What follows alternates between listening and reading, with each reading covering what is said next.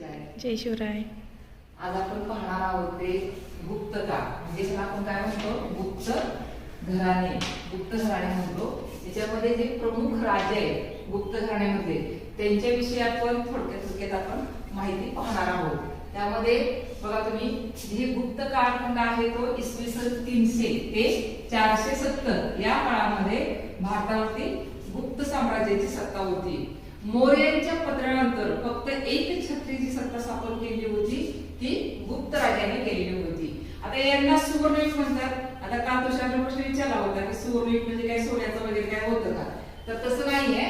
तर सुवर्णयुग का म्हणतात, तर पूर्णपणे एक छत्री सत्ता गुप्त राजांची भारतावरती स्थापन झाली होती. म्हणजे दक्षिण भारत सोडला तर पूर्णपणे उत्तरेकडे त्यांची एक छत्री सत्ता मौर्यानंतर त्यांनी स्थापन केली होती. त्यानंतर राजकीय स्थैर्य व शांतता त्यांनी तयार केली होती. आर्थिक समृद्धी त्यांच्या काळामध्ये होती. धार्मिक सहिष्णुता होती. म्हणजे जरी त्यांनी हिंदू धर्म स्वीकारला असेल किंवा वैदिक धर्म स्वीकारला असेल तरी जैन धर्म, बौद्ध धर्म यांना पण त्यांनी सहिष्णुतेने वागवलेलं होतं. त्यानंतर आंतरराष्ट्रीय व्यापार होता. म्हणजे अंतर्गत व्यापार आणि बहिर्गत व्यापार, आपण दोन्ही प्रकारचे व्यापार अगोदर पाहिलेले आहेत. तर अंतर्गत व्यापार आणि बाहेरचा विदेशी व्यापार, हा व्यापार पद्धतीचा चांगला होता. सामाजिक आणि सांस्कृतिक पूर्णपणे विकास त्यांच्या काळामध्ये झालेला होता. स्थापत्यशास्त्र असेल, मूर्तिशास्त्र असेल, जे आपण काल पाहिलेलं होतं, स्थापत्यशास्त्र, मूर्तिशास्त्र त्यांचं, त्यानंतर साहित्य, कला, विज्ञान, या सगळ्या गोष्टींच्या मध्ये जेव्हा त्यांची प्रगती झालेली होती त्यावेळेस आपण त्याला सुवर्णयुग असं म्हणतो. आले का लक्षात? सुवर्णयुग म्हणजे काय, तर गुप्त काळामध्ये सगळ्याच दृष्टिकोनातून विकास झालेला होता समाजाचा, म्हणून त्याला आपण सुवर्णयुग असं म्हणतो. तर यामध्ये जे काही पहिले राजे आहेत, म्हणजे आपल्याला प्रमुख राजे म्हटलेले आहेत, जे अत्यंत महत्वाचे राजे आणि ज्यांनी काही साम्राज्य विस्तार केलेला होता, असे प्रमुख राजे. पहिला आहे तो श्रीगुप्त. श्रीगुप्त म्हणजे याच्या नावावरूनच पुढे गुप्त राजे किंवा गुप्त वंश असं म्हटलं जातं. म्हणजे हा काय आहे, गुप्त सत्तेचा संस्थापक आहे. याच्या नावावरूनच पुढे काय झालेलं आहे, गुप्त काळ किंवा असं म्हणतो की गुप्त सत्ता, गुप्त वंश म्हणतो. गुप्त घराणे याच्या नावावरून हे नाव पडलेलं आहे. म्हणजे श्रीगुप्त हा काय, गुप्त सत्तेचा संस्थापक आहे. याचाच मुलगा होता घटोत्कच. म्हणजे हा घटोत्कच होता, पण यानं काही जास्त कार्य असं केलेलं नाही. त्यानं खूप कमी कार्य केलेलं आहे. त्यामुळे याचा जास्त असा इतिहासाचा संदर्भ येत नाही, फार कमी संदर्भ याचा येतो. त्याच्यानंतर याचाच मुलगा, घटोत्कचचा मुलगा होता चंद्रगुप्त प्रथम. तर चंद्रगुप्त प्रथमच आपण कार्य पाहणार आहोत. लक्षात घ्या, बऱ्याच मुलांना चंद्रगुप्त मौर्य आणि चंद्रगुप्त पहिला गुप्त घराण्याचा यातला फरक समजत नाही. तो फरक तुम्ही समजून घ्यायचा आहे. चंद्रगुप्त मौर्य वेगळा, जो मौर्य घराण्यातला होता, आणि इथं काय आहे, चंद्रगुप्त जो गुप्त घराण्यातला पहिला राजा चंद्रगुप्त, इथं हे लक्षात ठेवायचंय तुम्ही. ठीक आहे. तर हा श्रीगुप्त हा गुप्त साम्राज्याचा संस्थापक होता. आणि याचाच चंद्रगुप्त प्रथमचा मुलगा कोण आहे, समुद्रगुप्त. याला काय म्हणतात, भारतीय नेपोलियन असं सुद्धा म्हटलं जातं. बघा, तुम्हाला ऑब्जेक्टिव्हला प्रश्न येतो की भारताचा नेपोलियन टिंबटिंब या राजास म्हटले जात होते. तर भारताचा नेपोलियन समुद्रगुप्त यास म्हटले जात होते, हे तुम्ही लक्षात ठेवायचंय. त्यानंतर दुसरा चंद्रगुप्त यालाच काय म्हटलं जातं, विक्रमादित्य म्हटलं जातं. जशी आपण गोष्ट पाहिजे की नाही आपण, की चंद्रगुप्त दुसरे यांची ती गोष्ट होती छोटीशी, की तो कसा राज्यावरती आलेला होता. ठीक आहे. तर त्याच्या काळामध्येच हा फाययान हा निघून गेलेला होता. हा चीनी प्रवासी जो अत्यंत महत्वाचा आहे, त्याला जो ग्रंथ लिहिले त्या ग्रंथामधून आपल्याला दुसरा चंद्रगुप्त म्हणजे विक्रमादित्य याची संपूर्ण माहिती आपल्याला मिळते. आता कुमारगुप्त यानं नालंदा विद्यापीठ, जे बौद्ध धर्माचं चांगलं एक विद्यापीठ होतं, ज्ञान केंद्र होतं, ते त्यानं तिथं स्थापन केलेलं आहे असं म्हटलं जातं. आणि स्कंदगुप्त याच्याच काळामध्ये हुनाने आक्रमण करून गुप्तांचं राज्य संपवलेलं आहे, असा हा स्कंदगुप्त. आपल्याला काय बघायचंय, तर आपल्या सगळ्यात महत्वाचा काय राज्य आहे, त्याने काय काम केलेलं आहे, गुप्त घराण्याला सुवर्णयुग का म्हणतात, याविषयी आपल्याला माहिती बघायची आहे. त्यामध्ये श्रीगुप्त व घटोत्कच. श्रीगुप्त हा गुप्त साम्राज्याचा संस्थापक होता. हा इसवी सन 3ऱ्या शतकाच्या शेवटी, हे 3रं शतक तुम्ही लक्षात ठेवायचं आहे. इसवी सन 3रं शतक हे लक्षात ठेवायचं आहे. याचं जे राज्य होतं, म्हणजे छोटंसं त्याचं काय होतं, कौशांबी, जे आपण म्हणतो की इथे नकाशा तुम्ही बघा, गुप्त साम्राज्याचा नकाशा इथे जे आहे आपण बघितलेला आहे, ही जी पूर्णपणे गुप्त जे साम्राज्य आहे याच्यामध्ये छोटीशी इथे कौशांबी जे त्या काळामध्ये मोठं शहर होतं, काशीच्या दक्षिणेला हे कौशांबी आहे. तर हे काय आहे तर कौशांबीच्या इथं गुप्त श्रीगुप्त यांनी काय केलं आहे, पहिल्यांदा गुप्त घराण्याची स्थापना केलेली आहे. कौशांबी या छोट्याशा शहरामध्ये ना तो सामंत होता, तो काही खूप मोठा राजा होता वगैरे असं काही नाही, तर तो काय होता छोटासा सामंत होता, लक्षात ठेवा.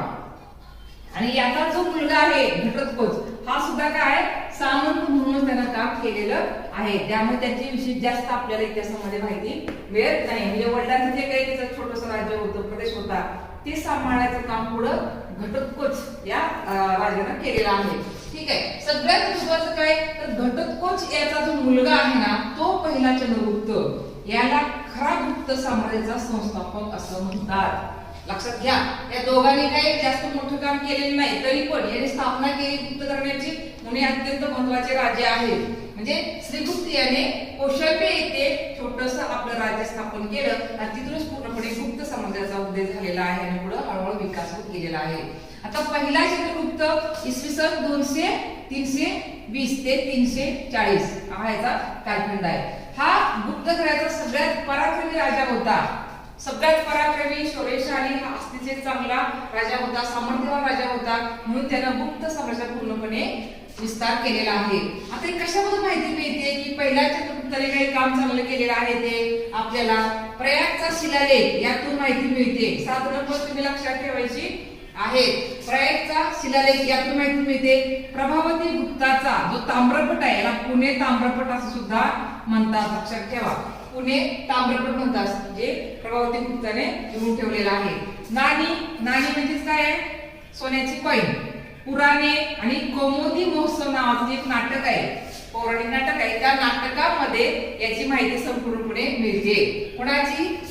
नंदिनी पहिला याची माहिती मिळते. ठीक आहे. तर हा कालखंड यांचा म्हणजे पहिला चंद्रगुप्ताच्या कालखंडामध्ये काही मतभेद आहेत. संशोधक म्हणतात की नाही त्यांचं 320 मध्ये त्याचा उगम झालेला आहे. काय म्हणतात नाही त्यांनी 320 ते 340 पर्यंत त्यांनी राज्य केलेलं आहे. म्हणजे चंद्रगुप्त मौर्याने कुठपर्यंत राज्य केलेलं आहे यांच्यामध्ये सुद्धा त्यांच्यात मतभेद आहे. त्यामुळे लक्षात ठेवायचंय 320 काही लोक म्हणतात, तर काही विद्वानांच्या मध्ये 320 ते 340 असं चंद्रगुप्त प्रथम यांनी राज्य केलेलं आहे. त्यांचं प्रारंभिक जीवन कसं होतं, म्हणजे त्यांचं स्टार्टिंगचं जीवन कसं होतं, तर प्रारंभिक जीवनाविषयी पण मतभेद आहे की तो कसा मोठा झाला, काय काय केलं, लहानपणी कशा काही काम केलं का, कधी कुठलं पद घेतलं का, याविषयी आपल्याला जास्त माहिती मिळत नाही. प्रभावती गुप्ताच्या ताम्रपटामध्ये, ज्याला पुणे ताम्रपट असं सुद्धा म्हणतात, त्या पुणे ताम्रपटामध्ये त्याचा उल्लेख आहे महाराजाधिराज आहे. ऑब्जेक्टिव्हला प्रश्न येऊ शकतो, लक्षात घ्या. महाधिराज गुप्त काळामध्ये कोणाला म्हटलं जात होतं किंवा पुढे ताम्रपटामध्ये कोणत्या राजाचा उल्लेख हा महाराजाधिराज असा केलेला आहे असा प्रश्न येऊ शकतो. त्यामुळे लक्षात ठेवायचंय की पहिला चंद्रगुप्त याच काय म्हटलेला आहे महाराजाधिराज असा उल्लेख प्रभावती गुप्ताच्या पुढे ताम्रपटामध्ये केलेला आहे. त्यानं मात्र पूर्णपणे मांडलिकत्व झुगारलेलं आहे आणि गुप्त वंशाचं स्वतंत्र राज्य स्थापन केलेलं आहे. म्हणून याला आपण काय म्हणतो की गुप्त सत्तेचा खरा संस्थापक याला म्हटलं जातं. हे लक्षात तुम्ही घ्यायचंय.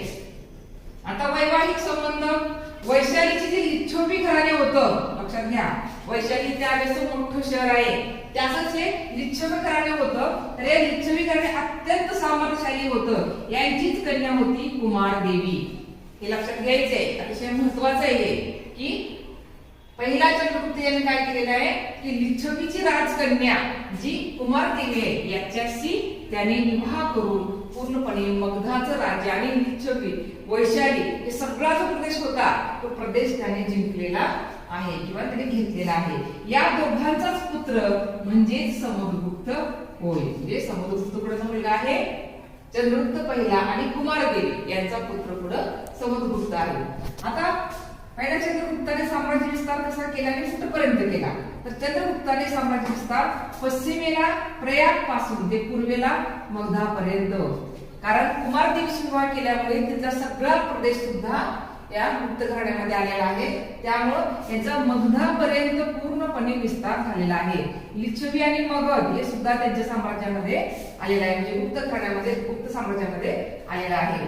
यामुळे काय झालं, बंगाल पासून ते अयोध्यापर्यंत संपूर्ण साम्राज्य गुप्त सत्तेमध्ये आलेलं आहे. इथे तुम्हाला लक्षात आलेलं आहे किती मोठ्या पद्धतीनं इथं मोठ्या प्रमाणात गुप्त साम्राज्य हे पसरलेलं आहे, हे आपण पाहिलेलं आहे. ठीक आहे. तर आता यांची नाणी, चंद्रगुप्ताने गुप्त घराची स्वतःची नाणी पाडलेली आहे. आतापर्यंत आपण बघितलं श्रीगुप्ताने घटोत्कच यांनी नाणी पाडलेली नव्हती, पण स्वतःची नाणी ही चंद्रगुप्त प्रथम यांनी पाडलेली आहे. आणि त्यावरती एका बाजूला चंद्रगुप्त व कुमारदेवी यांचे चित्र असून दुसऱ्या बाजूला मात्र सिंहावर बसलेली दुर्गा. लक्षात ठेवा, देवीचं चित्र आलेलं आहे. पहिल्यांदा प्रश्न तुम्हाला ऑब्जेक्टिव्हला आला तर लक्षात ठेवा, चंद्रगुप्त प्रथम याने काय केलेलं आहे, आता देवदेवतांची चित्र आपल्या नाण्यांच्या वरती कोरायला सुरुवात केलेली आहे. त्यामुळे प्रथम त्याने काय केलंय, एका बाजूला स्वतःच आणि कुमारदेवी ही त्याची पत्नी होती, या दोघांचं चित्र कोरलेलं आहे. आणि दुसऱ्या बाजूला मात्र सिंहावर आरूढ असलेली दुर्गा मातेचं चित्र त्याने कोरलेलं आहे. असं आपल्याला सोन्याचं नाणं मिळालेलं आहे. यातून आपल्याला काय कळतं, त्यांचा आर्थिक विकास किती मोठ्या प्रमाणात होता हे आपल्याला दिसून येतं. तर काही पुराणांच्या मध्ये त्याचा खून, त्याचा जो मुलगा होता समुद्रगुप्त याने केलेला आहे, असं काही ठिकाणी पुराणांच्या मध्ये उल्लेख आलेला आहे. आणि त्यानंतर चंद्रगुप्त नंतर समुद्रगुप्त हा सत्तेवरती आलेला आहे. ते आपण उद्या पाहणार आहोत.